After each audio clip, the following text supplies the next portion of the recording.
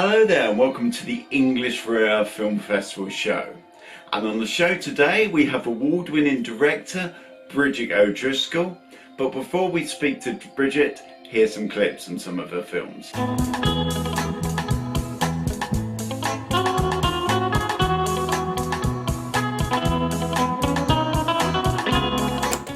Today is September the 15th. Hello? Hello. Are you ready? I am ready. How was your weekend? How was your weekend?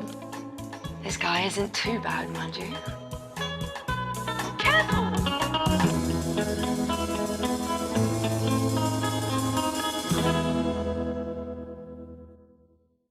Bonjour maman, écoute le vent. Et ta maman? Toujours rien. Tu parlais à qui, là? Bah, personne. Tu m'arrêtes toutes ces conneries et demain tu retournes au lycée, c'est compris? Non, je voulais juste être avec elle! Qu'elle nous écoute!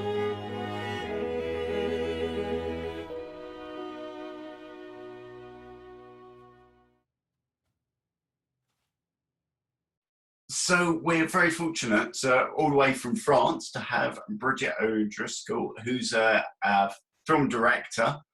And before we start things, it's a little segment. If you'd like to introduce yourself and what inspired you to get involved in this lovely creative world of film. Yeah, well, hi John. Thanks ever so much for having me. It's a pleasure to be with you on this interviews. So I started off as a musician. I was a flautist, and I worked in music for a little while, and then little by little I found the creative side of sound in film was attracting me more. So I became sound editor in film, cinema, TV series, and basically I was a sound editor for quite a while, and I started getting interested in writing quite a long time back. Did a couple of like workshops, Robert McKee, John Truby and things like that. And what I did was I joined a collective, a group of cinema professionals. So we all liked, the director of photography and, set dressers, and all together we all made our own films within each other. And so we provided our skills free for each other's films. So sort of we all had turns at being a director, and we did a 24-hour project, and with them I made my first film, The Paris Hunt, and then I made a few more. Superb. So your experience, tell us a bit about, obviously you're based in France, one of the biggest film industries in the world is French cinema. How did the working on sets influence you as a director? What experiences did you have? I mean, how did it form you as a director? You mean being a sound editor before? Yeah, or being on set or involved in the French cinema. How did that influence? Oh yeah. Well, there's a huge amount of how can one say? There's a huge amount of short films that are made.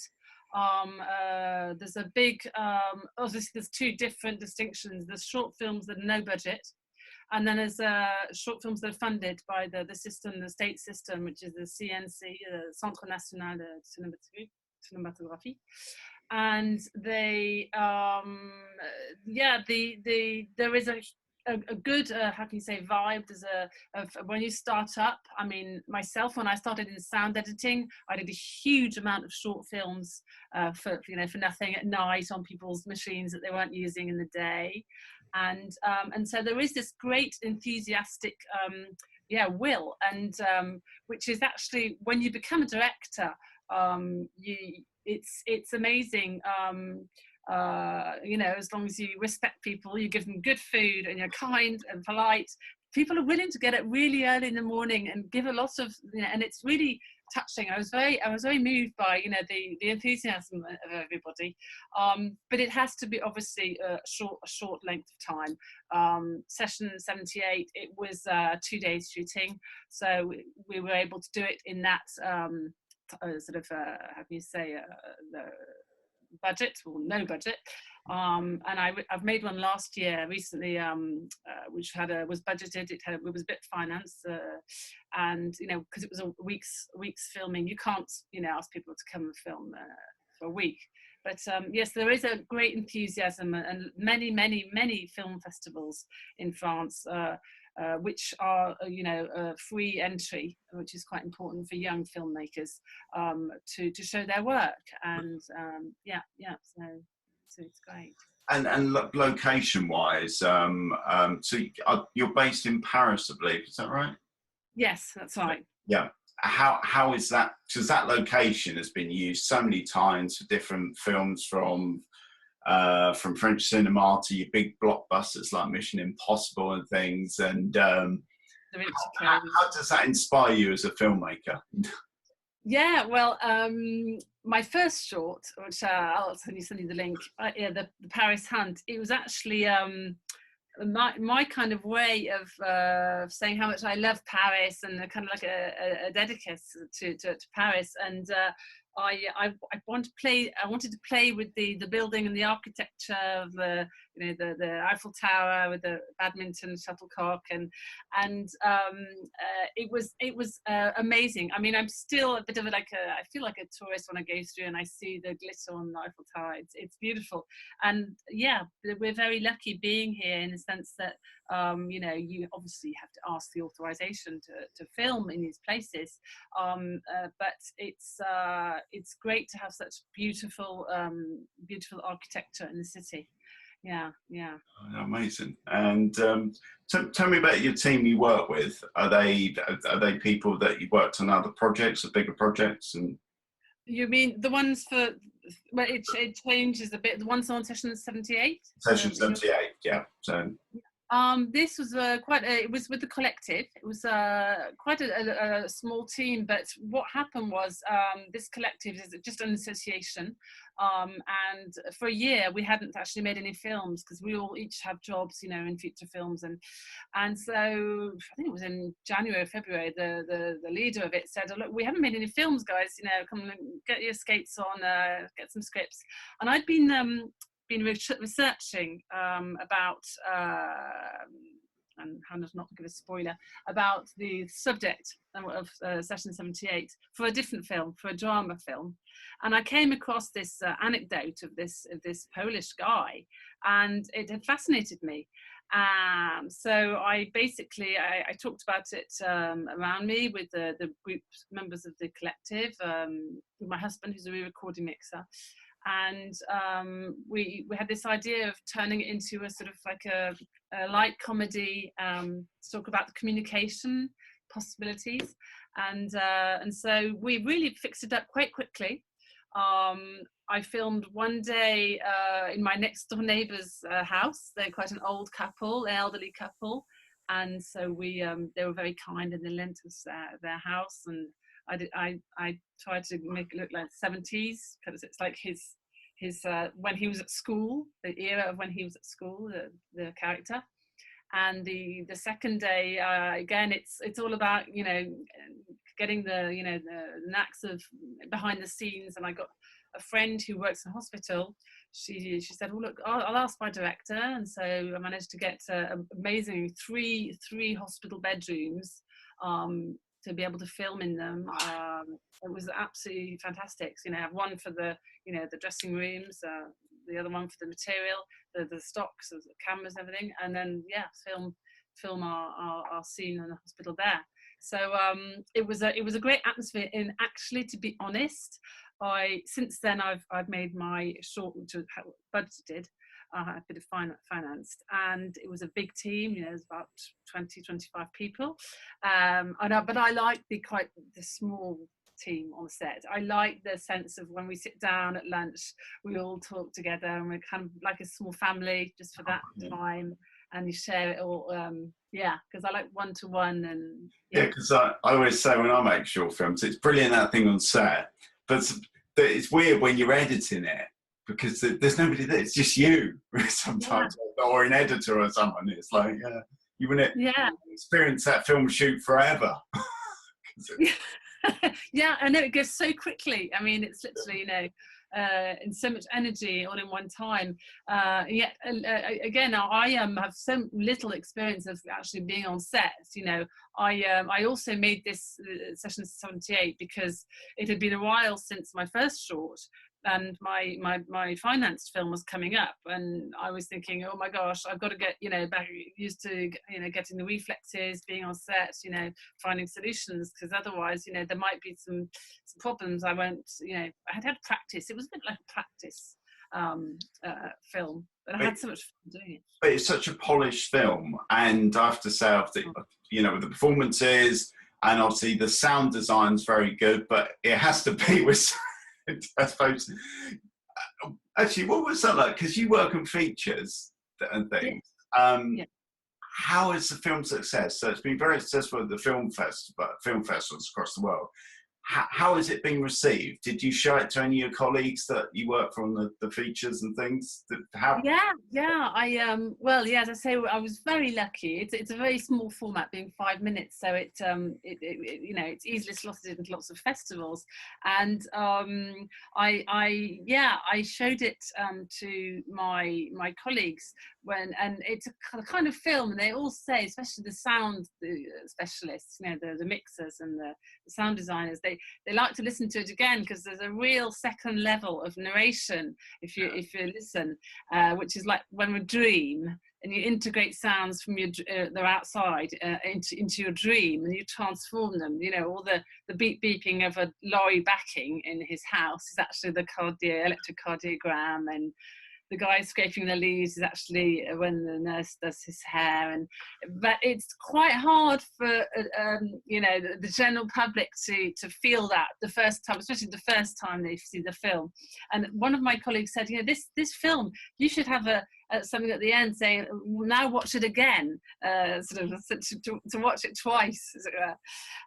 And yeah, I must talk about the actors, because their performance was absolutely, you know, outstanding. And Cedric, who's in my first film too, who's one of the, you know, the solid, the very first members of the collective. He's great, because, you know, he just did everything so perfectly, and, you know, with a very slight movement of his face, he just portrays so much, you know, emotion and provokes a smile.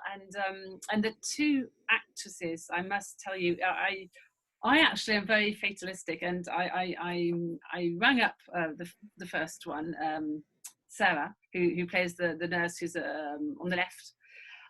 And you know, you like actors to get on, you know. So I rang up and said, "Oh, do you know of Rose Romain?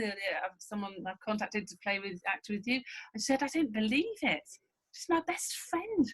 She's my oh, how brilliant!" And so there was a really good, you know, sort of synergy between them, and you could feel it. It's sort of the way they're, you know, the sort of ping pong. It's good energy there with them. Awesome, brilliant. So so how's the festival circuit? So you took you entered the English Royal Film Festival, won Best Director. By chance, you were there, which was amazing. It was great. It was my first prize ever, and I was there. And then it went on, and it's been literally the last festival was a couple of months ago. I've had a couple of prizes. I got a prize Best Comedy in Austria. I got a prize in Le Mans, the 24 Heures du Mans, which is 24 hours is the car race, obviously, at Le Mans, but they have a festival called 24 Shorts. Yeah, I've been very lucky, and haven't obviously been able to go to all of them. I'm now going to probably try and see if I can get it to be aired on TV. I haven't actually been looking into it, but it'd be great if it could be. Because I think it's come now to the end of its sort of, you know, festival circuit, and my new film called Listen is sort of starting that circuit now. And I've been quite busy with that, because it is quite a time-consuming activity, as you know. The festival. It's so what's next for you? Would you ever attempt a feature? for instance? Yeah, well, I've got, so the short I've just finished is 20 minutes. So the lengths are getting a bit longer.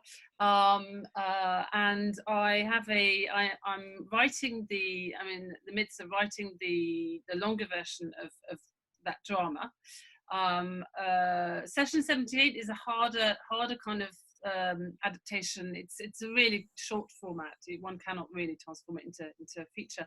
But I'm actually I have a project I'm co-writing with another screenwriter, a project which is it's just sort of being born at the moment. So yeah, I can't talk much about it, but it would be either a feature or a mini series, because although you mentioned, I mean, we're talking about the great French cinema industry, it will be very much impacted by this whole, the coronavirus. All the shooting, the sets have been cancelled, and there's going to be I think it will be quite impacted, and a lot of our colleagues are talking about the fact that it will probably be more financed. There'll be more interested in television content rather than feature films. I think a lot of small feature film companies might have difficulties, surviving this financial crisis. Yeah, because it's what I always say. It's like how important the film industry is at a time like these, because how many people are watching Netflix and Amazon at the moment? Exactly. And those people, there's people that made those that are, struggling at the moment. Yeah. And So there still will be a film industry out there, because there always will be films, because people love watching films. But what words of inspiration would you give to somebody that's just starting out? Obviously, there still will be a film industry. Say, like a student at college or something. Where do they go? What's important to be a big filmmaker? So to be a filmmaker, I'd say in the research side, watch as many films as possible. Read as many scripts also as possible, because film buffs don't necessarily know how to write scripts, and when you start off, you've got to know the codes, because otherwise the rest of the team, they don't understand. So read, watch, and also go to short film festivals, because it is a total different rhythm. It's the short films to the feature films, and it's a great way of seeing the audacity and think, oh, that makes me think I had this idea, and that makes me think I could actually maybe do my idea, and little things, and also meeting people, getting out there, networking, even though if you're shy it's quite difficult.